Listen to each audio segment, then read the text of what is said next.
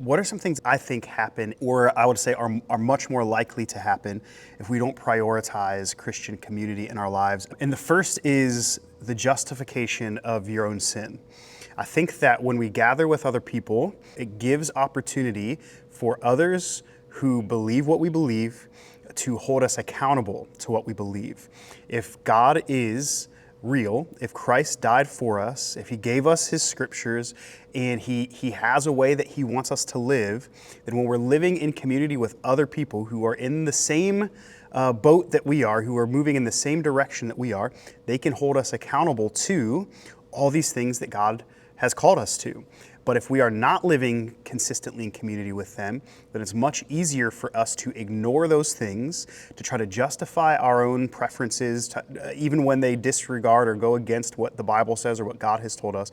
We're able to justify our own sin because we think it's right, because it looks good to us. There's no accountability there.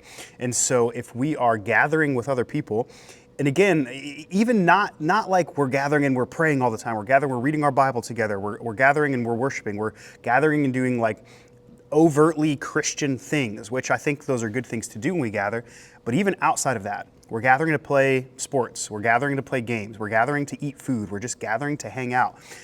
All of those gatherings still provide opportunity for correction, for accountability, for conversations that lead to growth and conversations that challenge us in the directions that we're going.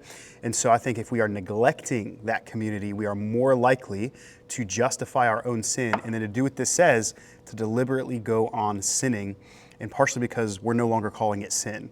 We are taking our own view of the situation and putting it over top of God's view and saying, we're right, God, you're not.